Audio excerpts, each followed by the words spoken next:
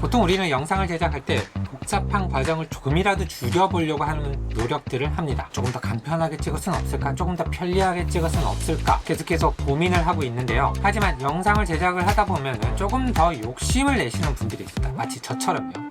컬러에 대한 욕심이 생기고 소리에 대한 욕심이 생기고 그리고 전반적인 영상 퀄리티에 대한 욕심들이 생기기 마련일 것입니다. 모든 사람이 그렇다라는 건 아니에요. 안 그러신 분들도 꽤 많이 있습니다. 자, 영상의 퀄리티를 높여보려고 많은 카메라들을 사용을 해보고는 합니다. 예를 들면 이런 액션캠을 사용하는 분들도 있겠지만 액션캠에서 좀 더 화질이 좋게 혹은 자연스럽게 표현하는 방법이 무엇이 있을까?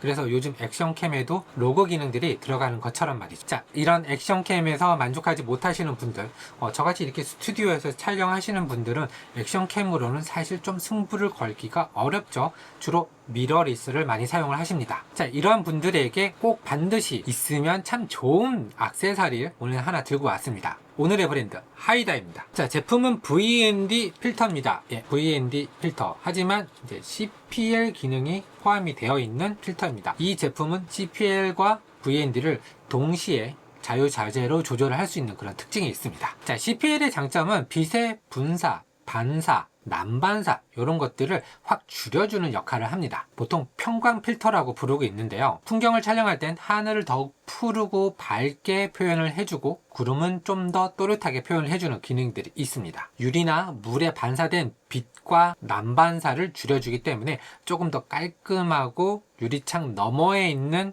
사물을 잘 포착을 할 수가 있습니다. 물론 연출의 의도에 따라서 그 난반사되는 물에 비치는 윤수를 찍는다든지 할 때는 이 기능이 필요는 없겠죠. 그리고 컬러를 조금 더 또렷하게 표현해주는 그런 기능들이 있습니다. 왜냐? 빛의 난반사를 줄여주기 때문에. 즉 CPL 필터는 반사되는 빛을 줄여주는 그런 기능들을 해서 원래의 색깔이 잘 표현되게 도와주는 그런 기능들을 하고 있는데요. 가끔가다 출연자의 얼굴이 약간 좀 땀으로 범벅대고 번들번들 거리는 것도 줄여줄 수가 있습니다. 그리고 이렇게 스튜디오에서 찍을 때도 지금 이 앞에 다른 종류긴 하지만 뒤에 모니터 화면 사라지는 거 보이시죠? 이런 식으로 반사되는 빛을 줄여줄 수 있는 기능들이 있습니다. 자, 그리고 또 한 가지 VND입니다. ND 필터는 다들 아시죠? 빛의 양을 조절해주는 그런 기능들을 합니다.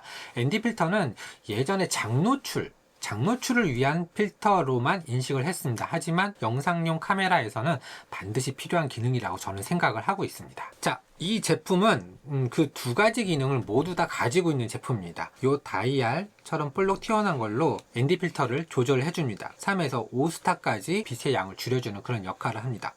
빛의 양을 줄이고 늘리고 해서 노출을 결정짓는, 노출을 최적화된 노출을 결정할 수 있는 그런 장비라고 보시면 될 것 같고요. CPL은 이 빨간색 테두리를 돌림으로써 난반사되는 그 빛의 각도를 찾아서 반사되는 빛을 줄여주는 그런 역할을 합니다. 그래서 이 두 가지 다이얼이 있기 때문에 이 두 가지 포인트에 대해서 자유자재로 조절을 할 수 있는 그런 기능들이 탑재가 되어 있는 것이죠. 자, 그럼 VND 필터가 메인이고 CPL이 보조 기능이라고 생각을 하시면 될 것 같은데요. 이 VND 필터는 꼭 왜 써야지 되는지 사실 남들이 쓰라고 해서 쓴다? 요거는 좀 아닌 것 같고, 이 VND 필터를 꼭 써야지 되는 이유에 대해서 한번 짚어보고 가보려고 합니다. 빛의 양을 조절을 한다고 했는데, 이 카메라, 우리가 상식적으로 생각했을 때 카메라를 처음 배우시면 조리개, 셔터 스피드, 그 다음에 이 ISO를 변환을 줘서 빛의 양을 조절을 해서 최적화된 적정 노출을 찾는다라고 배웠을 텐데요. 사실상 영상으로 넘어가게 되면은 셔터 스피드는 프레임 수의 2배의 값으로 고정을 해라 라는 말을 들어봤을 겁니다. 그리고 제가 가지고 있는 이런 시네마 카메라들에서는 셔터 앵글, 개각도 기능이 지원이 되어서 180도로 고정을 해서 웬만하면 찍어라 라는 이야기들을 많이 들었을 텐데요. 자, 그러면 노출을 조절하는 포인트가 하나가 사라졌습니다. 셔터 스피드는 고정으로 갑니다. 그리고 ISO를 자동으로 해놓고 ISO를 조절을 해가면서 영상을 찍으시는 분들도 있는데요. 이 ISO가 이 값에 따라서 노이즈가 있고 없고가 차이가 굉장히 많이 있습니다. 그래서 ISO도 웬만하면 고정으로 가는 게 좋을 것 같고요. 지금 스튜디오에서 쓰는 이 GH5 Mark II 같은 경우는 400이나 500에서 제가 고정을 해놓고 사용을 하고 있습니다. 그리고 지금 이 장면을 찍는 FX30은 듀얼 베이스 ISO라고 해서 ISO 값이 800하고 2500에 설정이 되어 있습니다. 그러면은 저의 선택은 800으로 고정을 하거나 2500으로 고정을 해서 사용할 수밖에 없습니다.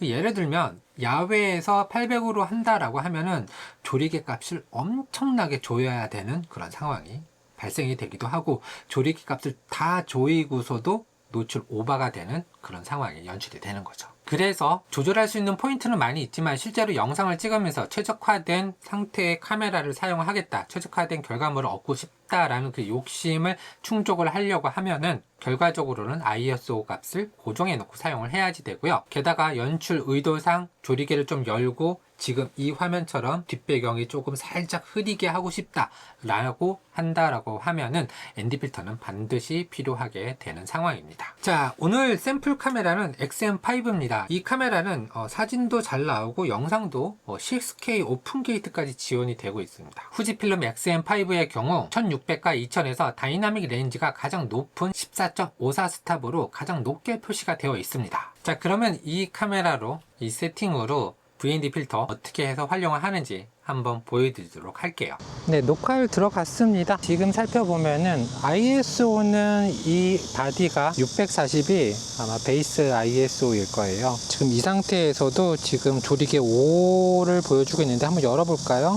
네, 확 날라버리죠. 조리개를 조금 조여서 7 정도 돼도 살짝 제브라 패턴이 있는 걸로 봐서는 아직도 조금 노출이 좀 과다한 걸 느낄 수가 있습니다. 여기서 ND를 조이면은, 네, 화면을 보면서 조이시면 돼요. 이렇게 이 정도가 적당한 노출이지 않을까 합니다. 지금 ND는 대략 한 4.5 정도까지 조여놨고요. 7까지 한번 조여볼게요. 네, 이게 다 조인 상태입니다. 어떤가요?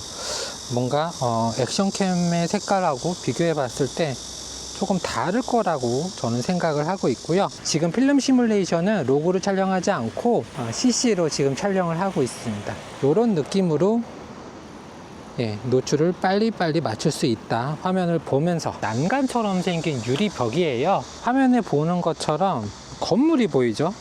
건물이 보이는데 CPA를 한번 돌려보도록 할게요. 없어졌던 건물이 비치죠. 이 건물 좌측에, 화면 좌측에 있는 또 다른 건물의 모습이 이 유리에 비치는 걸 볼 수가 있어요.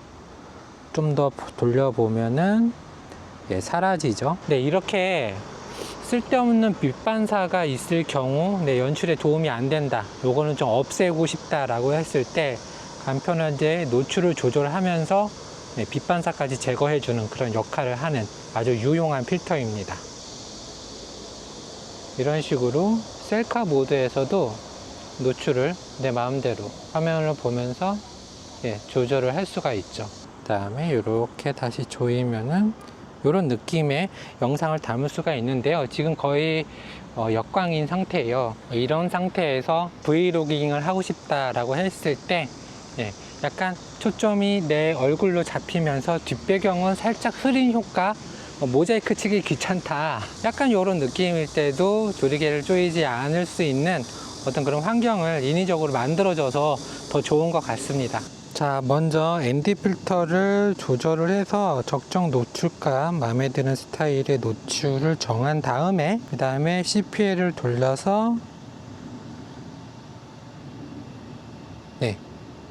지금 유리창에 비친 저 소나무를 이렇게 살짝 없애버릴 수가 있는 거죠.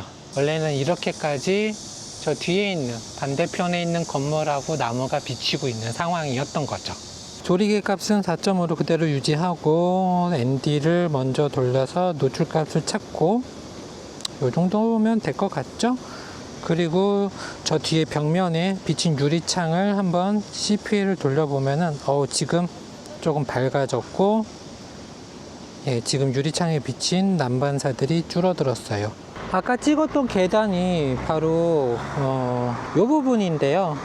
지금 빛이 반사가 되고 있어요. 한번 없애 볼게요.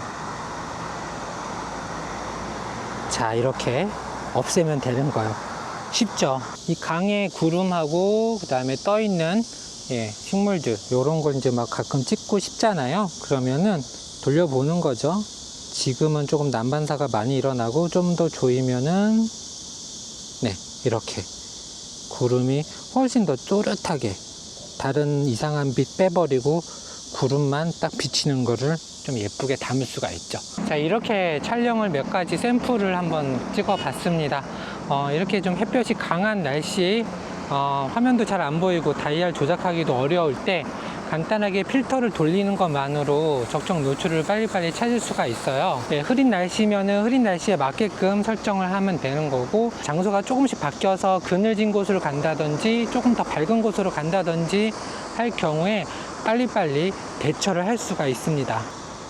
자, 이렇게 좀 밝게 연출하고 싶다, 아니면은 좀 어둡게 가고 싶다, 순간순간 빨리빨리 결정할 수가 있는 것이죠. 자, 이렇게 오늘 이 VND 필터 하이다사의 CPL VND 3에서 5스탑 프로2 모델을 살펴봤습니다. 국내 유통은 포토클램에서 진행을 한다라고 하니까 국내 쇼핑몰에서 할인된 금액으로 빠르게 받아보실 수 있고요. 오늘 이 영상은 하이다 본사로부터 지원을 받아서 영상을 제작을 하게 되었습니다. 이 영상 제작에 도움을 주신 관계자 여러분들께 정말로 감사 인사드립니다. 오늘 영상 여기까지고요. 이번 영상이 유익하셨다면 좋아요 한번, 구독하기 한번 꼭 눌러주시기 바랍니다. 지금까지 분더였습니다. 감사합니다.